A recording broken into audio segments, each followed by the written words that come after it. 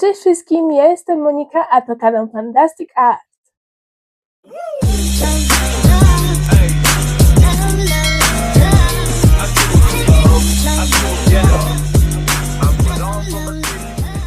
Tak jak obiecałam w ostatnim filmiku, tutaj znalazłam siedzisko w Pandzie, zrobiłam jej tron z książek, więc będzie nam towarzyszyć w każdym filmiku, dopóki mi jakoś nie ucieknie, albo zapomnę ją odłożyć na miejsce na przykład. Dzisiejszy filmik jest idealny dla osób, które nie mają doświadczenia w alpha pattern, czyli wzorach z tymi wzorach bransoletek czy breloczków ze strony Bracelet Book, które nie polegają na takich zero-jedynkowych wzorach, tylko różnokolorowe wzory. Tutaj macie mnóstwo przykładów, mam nadzieję przynajmniej. Dalej nie wierzę w swoje umiejętności montażu. Oczywiście możecie zacząć cały breloczek po prostu na takim karabinczyku. To jest najłatwiejsza metoda rozpoczynania swoich breloczków, no bo wiadomo, z tego już nie zrobimy bransoletki raczej. Ale jeśli chcecie zobaczyć, jak można zrobić takie początki, to właśnie zapraszam Was do oglądania. To naprawdę nie jest czarna magia, a dość bardzo łatwa sprawa. Jeśli chcecie robić bransoletki alpha pattern, to raczej chcielibyście, żeby to dobrze wyglądało, bo ogólnie te wzory bardzo dobrze wyglądają, więc jakby rozpoczęcie zwykłą pętelką taką, wiecie, że robicie super jak po prostu wzdłuż kilku sznurków, no to nie będzie dobrze wyglądał, a to po pierwsze, a po drugie nie będzie się dobrze plotło tych pierwszych rzędów, więc właśnie to jest filmik dla Was, żebyście się dowiedzieli, jak zrobić takie początki. Jeśli chodzi właśnie o takie początki, jak tutaj, ja mam większość świątecznych breloczków w domu, więc tak, tutaj mam pięknego niedźwiedzia polarnego, ale właśnie będziemy się zajmować takim początkiem trójkątnym, jak jest tutaj. Mam nadzieję, że Wam się to fokusuje, bo jakoś uciekam z tego kadru. Ale też oczywiście jest możliwość zrobienia, jeśli mamy więcej, bo wiadomo, to jest niewygodnie robić takie coś, jak mamy grubsze breloczki, ale jeśli mamy grubsze breloczki, to możemy tak jak tutaj podzielić tą pracę podwójnie. No i wtedy po prostu robimy to samo co tutaj, tylko na dwie strony i łączymy to później pierwszym rządkiem, czy coś takiego. Oczywiście, jeśli byście chcieli tutorial na to też jestem w stanie oczywiście Wam go nagrać, ale dzisiaj się zajmiemy stricte tym początkiem, no i koniec w sumie będzie analogicznie odwrotny, ale oczywiście też Wam to pokażę tutaj. Co potrzebujemy? Oczywiście potrzebujemy naszego wzoru. Ja wybrałam taki wzór, on się teraz pewnie wyświetla na ekranie, ale jeśli ktoś by potrzebował na ten moment, to jest wzór 53479 od BIP 34. No i potrzebujemy wymiarów, które ma nasz breloczek, czyli tutaj jest 13×94, więc pokazuje tam na stronie, że sznurków potrzebujemy 14, więc musimy obciąć z naszych sznurków bazowych połowę tyle, więc ja mam tutaj 7, no bo 13 jest liczbą nieparzystą, więc jeden po prostu przetnę. I jeśli chodzi o wymiary, jak długie powinny być te sznurki, no to ja polecam zrobić jakiś taki mniejszy wzór. Takie są naprawdę jakieś wzory na 20 tylko i sobie wtedy uciąć, nie wiem, po jakieś 20 cm muliny czy czegoś takiego, czy coś takiego. I taki zrobić pierwszy bazowy breloczek, sprawdzając ile nam zajmie, jaką długość nam to zajmie. Ze względu na to, że to też zależy od rodzaju muliny, którą używamy. Jedna jest gorszej jakości, druga jest lepszej. I wtedy sobie właśnie, ja na przykład wypisuję i to zawsze mam nad biurkiem przypięte. jakieś takie pierwsze, lepsze, w sensie raz na jakiś czas sobie przypomnę, żeby to zrobić, bo właśnie też my się zmieniamy i też na przykład siła w naszych rękach się zmienia, więc ja sobie zapisuję, że właśnie 25 we wskaźniku szerokości na bracelet book wyszło mi 3 centymetry, a 37 w długości wyszło mi na 7 centymetrów, plus minus. No i później od tego sobie na przykład robię proporcje, czyli że 37 rzędów to 7 centymetrów, a 94 rzędy to ile będzie centymetrów? No i po prostu wtedy 94 razy 7 dzielić na 37, tak jak proporcja. No wtedy i wtedy mamy mniej więcej ile tam to powinno wyjść, patrząc na to, jak zrobiliśmy ostatnio. I jakby najczęściej nie biorę, wiecie, jakichś takich skrajnych, bardzo małych breloczków albo bardzo długich na przykład zakładek. Ja nigdy nie biorę zakładek pod uwagę. To jest, tutaj gdzieś się wam pokażę zdjęcie, jaki to jest wzór i jak wyszło. I właśnie takie mniej więcej pośrednie, tak jak zawsze robię, mniej więcej, aczkolwiek to nie takie jest duże, ale ja się wolę nastawić na coś większego, bo nie lubię już tak, wiecie, męczyć się, bo paznokcie nie pozwalają też na aż taką, wiecie, elastyczność, jeśli chodzi o pracę, a bardzo się dobrze czuję w długich paznokciach, więc no nie będę tego zmieniać pod tym względem. No i właśnie jak już mamy te 94, jakby to zrobioną i właśnie jak już mamy zrobioną tą proporcję, no to obcinamy. Mi tam wyszło chyba 18 centymetrów, nie pamiętam ile mi wyszło z tej proporcji, ale ja wolę pracować na dłuższym, bo też później, jeśli chcemy zrobić, żeby to była bransoletka na przykład, a nie braloczek, o czym w sumie ja nie pomyślałam. That's okay, ona chyba będzie sama długa, więc choć coś uciekam strasznie do góry, nie wiem, ostatnio się chyba przyzwyczaiłam, bo wyżej nagrywam, no to obcięłam około 65 centymetrów jeden sznurek, więc po złożeniu to jest 30 parę, ale no to już musicie obczaić jakby na metodę prób i błędów, musicie ogarnąć to, jak to działa. Więc na ten moment wzór nam nie jest potrzebny i tak. Ja normalnie, jeśli bym miała ten sam kolor muliny bazowy, jak i ten do owijania, bo ja to nazywam te sznurki, na których pleciemy, jako sznurki bazowe, a tu jako sznurek pracujący. To mi trochę wyszło z frywolitki, ale no jakoś tak wygodniej, bo to nie jest ten sam kolor, niestety. Jakby widzicie, nawet widzę, że widzicie, że on jest troszeczkę inny, ten jest trochę ciemniejszy, więc wolę nie ryzykować, że mi zabraknie któregoś, więc stwierdziłam, że po prostu te bazowe sznurki będą miały inny kolor, też się akrewnie poleją, tak jak tutaj.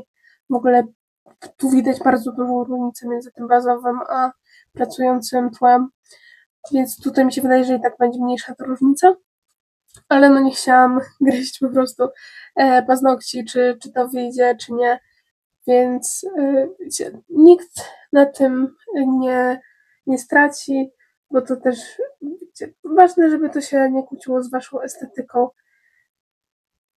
I tak, jeśli mamy te wszystkie sznurki, ja muszę pamiętać, żeby z jednej strony obciąć jeden, a jeśli mamy te wszystkie sznurki, to szukamy połowy.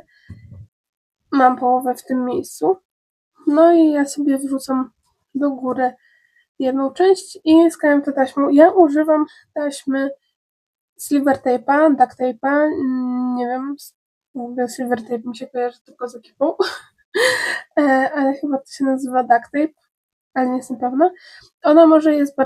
Ona jest bardzo mocna, dlatego mi pasuje, bo bardzo często mi się przesuwa coś na biurku, aczkolwiek ona może jakby dopuszczać sytuację, w której wiecie, tak się za mocno przyklei do naszych sznurków i przez to one będą takie, wiecie, takie zmechacone, więc na to trzeba uważać. Mi to osobiście nie przeszkadza jakoś bardziej. Osobiście mi to nie przeszkadza jakoś bardzo, więc musicie zobaczyć, jak ten. Polecam Wection, na pewno jest tania, bo to jest w stanie bardzo dużo kosztować. Wection albo w Kauflandzie. Tak. Więc przyklejam te sznurki moje w połowie. Na przykład na nagraniach nie jest najbardziej estetyczną taśmą świata, ale no chodzi o komfort, bo i tak spodniej nam się będzie wysuwać mulina, ale no i tak mniej niż z jakiejkolwiek innej moim zdaniem. Więc tutaj mam połowę, trzymam, nie oddaję nikomu. Więc potrzebuję zostawić tylko troszeczkę z drugiej strony tego sznurka, żeby mieć na drugą część pętelki. No nie jakoś, żeby mi nie uciekały jakby długości, żeby się nie różniły. Ja zawsze pętelkę robię po 2 stronach. Możecie oczywiście zrobić to inaczej i po prostu przesunąć o kawałek tutaj tą taśmę i zrobić tą pętelkę naraz. Ja raczej nie jestem zwolennikiem tej techniki, więc zrobimy pętelkę.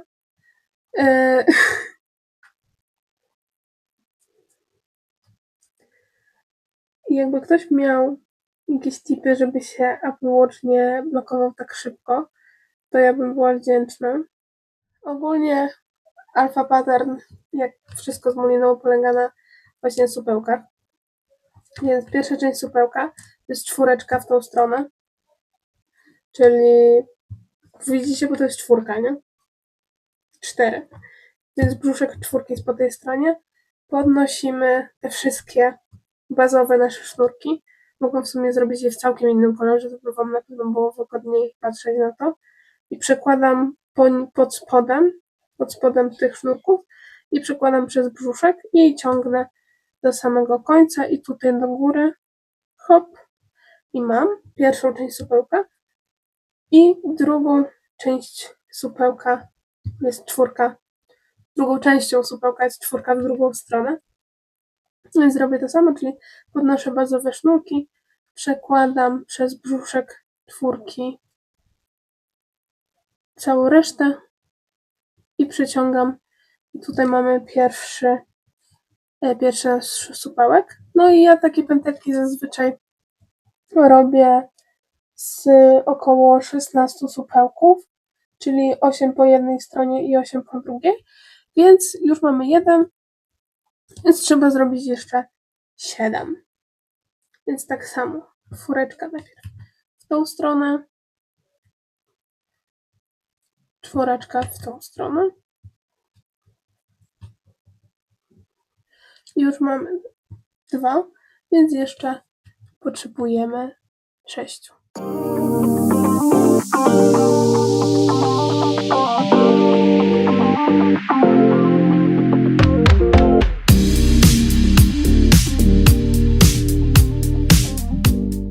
Więc już mam 8 supełków po tej stronie, więc odklejam. Teraz przekładamy na drugą stronę. Właśnie idziemy do tej końcówki, którą sobie zostawiliśmy na początku, żeby zrobić właśnie 8 supełków i przyklejamy oczywiście jakieś tam tutoriale na YouTubie albo jakieś filmiki na TikToku. Szczerze mnie tak dziwi, że ludziom wystarczy zwykła taśma, taka wiecie, przeźroczysta. Ja nie wiem, ja potrzebuję mieć to spięte dobrze. Więc teraz zaczynam od tej strony, 4, bo jestem po drugiej stronie, więc musi być najpierw po tej. No i teraz na drugą i znowu jeszcze tak 8 po tej stronie muszę zrobić. Więc tutaj będzie 7.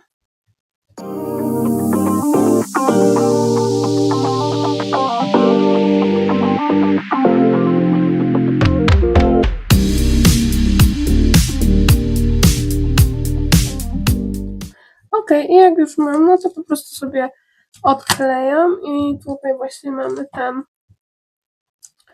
tą pętelkę w wersji jeszcze nie pętelkowej.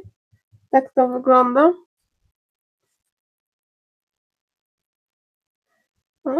No i to będzie taka, wiecie, pętelka. O, tak ona będzie wyglądać. I pamiętam cały czas, że mam mieć 13, a nie 14. Więc w tym momencie, jak przykleję sobie, teraz musimy przykleić tak, żeby fokus mam, żeby ona nam się zamknęła. Więc ja biorę taki bardzo cieniutki pasek, żeby to nam nie uciekało też. Więc biorę bardzo cieniutki pasek tej taśmy i przyklejam tutaj. I ja wam dam tipa, jak to przykleić, żeby też nie uciekało, bo często właśnie się odkleja. I tak, i przyklejam od spodu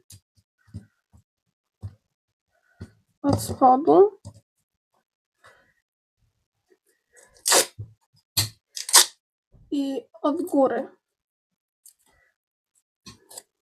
I teraz tak, tą końcóweczkę z tej pętelki zostawiam. No i sobie muszę wyciągnąć też jeden kawałek tego zwykłego, ale no to już bywa.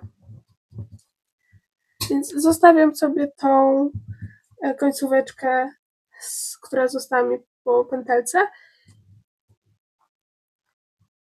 No i teraz muszę zrobić supełek wokół wszystkich sznurków, bo dopiero za chwilkę sobie odetnę ten jeden sznurek, którego nie potrzebuję, żeby mi się to wszystko dobrze trzymało. No i tutaj nie ma jakby większego znaczenia, czy zrobimy. No i robię 2 razy w tą samą stronę supełek, no i tak jeszcze wiecie, ściskam, tak trochę jakby wiecie, nie powinno ogarnąć, że tak jak kucyka się poprawia, żeby to się tak spięło ładnie. No i w porządku. No i w tym momencie biorę najbardziej skrajny jakiś sznureczek, ja go sobie tam odkładam, bo no ja go nie potrzebuję w tym wzorze konkretnym, ale no to u was pewnie, jeśli będziecie mieć parzyście, no to nie ma większego znaczenia.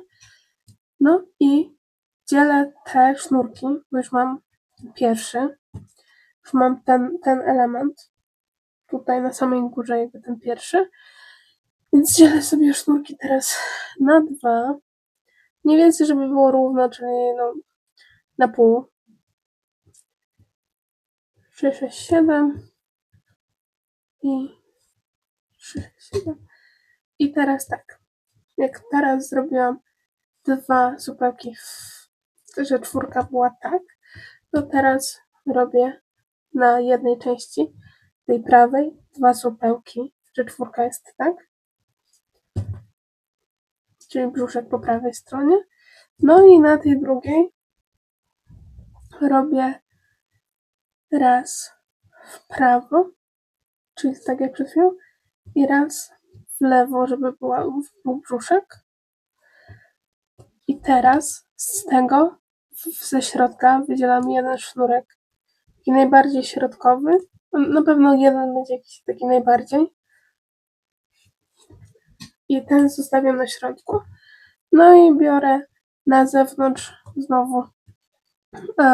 Będę się chyba trzymała tego nazewnictwa na zewnątrz do środka, bo to najwygodniej.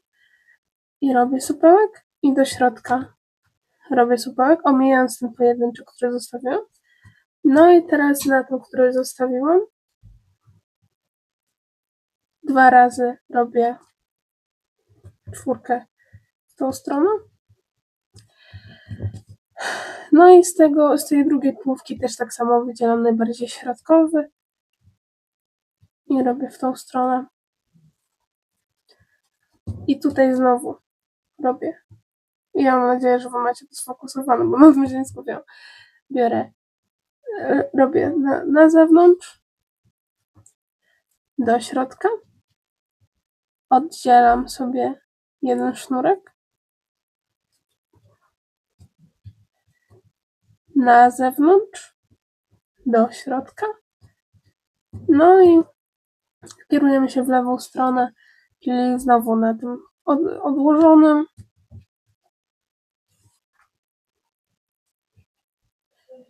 Na tych, które były już na środku pojedyncze. I wyciągam z tej lewej połówki znowu kolejny. I na zewnątrz, do środka. Wyciągam na zewnątrz, do środka i tak w sumie robimy, dopóki nie będziemy mieć wszystkiego zrobionego, dopóki nie dojdziemy do tego momentu, w którym już wszystkie supełki będą osobno.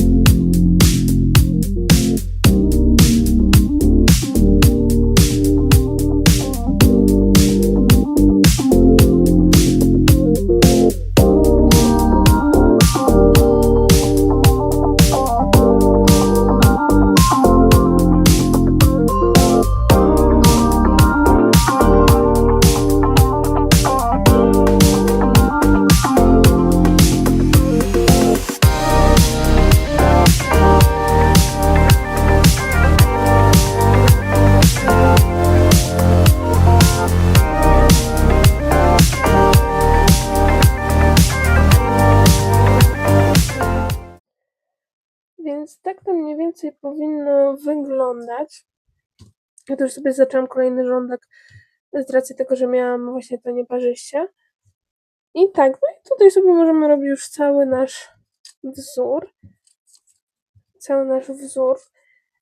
Bo no to już jakby zrobiłam w tym momencie ten pierwszy rządek. I teraz będę sobie robić całą resztę wzoru.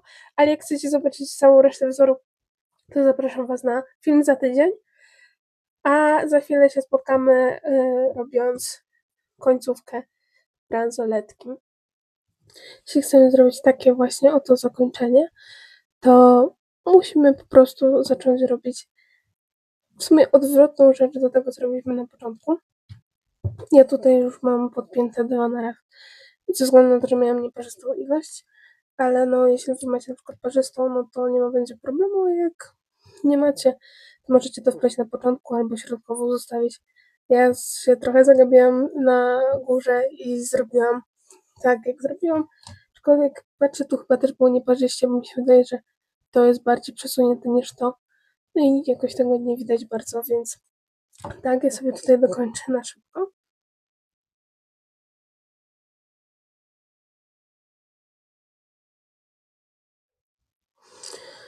No i tutaj pierwszy skrajny. Może Was troszeczkę oddalę. A się bujacie. Pierwszy skrajny na zewnątrz.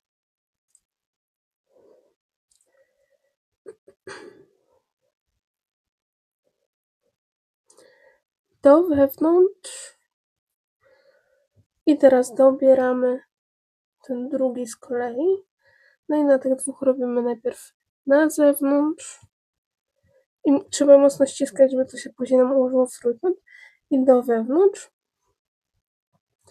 No i przerabiamy cały rządek. No i z drugiej strony też dokładamy jeden. Więc robimy jakby analogicznie do tego, co było po tamtej stronie, tylko zamiast jakby wyciągać po jednym, to trzeba dokładać po jednym po każdej stronie.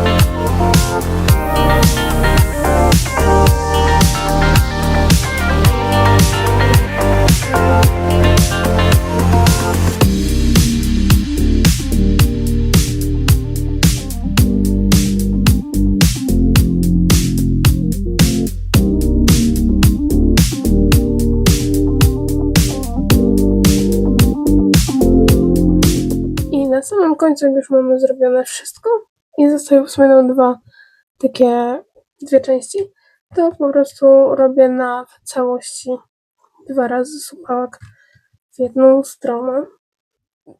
I to sobie zabezpieczam później lakierem do paznokci, kropelką tutaj. Jakoś się boję, że mi się teraz leci.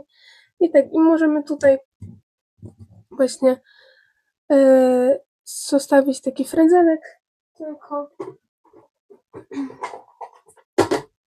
Albo zrobić twisty, których uczyłam Was w filmie z bransoletką, z kwiatkami, albo warkoczyki po prostu zapleść.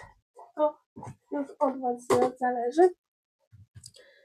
Jeśli chcecie zobaczyć, jak robiłam tu całą bransoletkę, to zapraszam za tydzień. Mam nadzieję, że filmik był na tyle zrozumiały, że już będziecie tworzyć swoje piękne bransoletki z trójkątnymi początkami i końcami, żeby to wszystko się pięknie układało i dobrze nosiło, żeby mieć też pętelkę, w którą można, dzięki której można zapiąć bransoletkę na ręku. Jeśli chcecie inne tutoriale, albo macie z czymś trudność, to zapraszam do sekcji komentarzy, tam oczywiście odpowiem na każde pytanie w razie potrzeby. Zapraszam Was do obserwowania moich innych kont społecznościowych, takich jak Instagram czy TikTok, oraz będę wdzięczna oczywiście za like i subskrypcję oraz komentarz na tym kanale. Dzięki za dziś i do zobaczenia. Pa!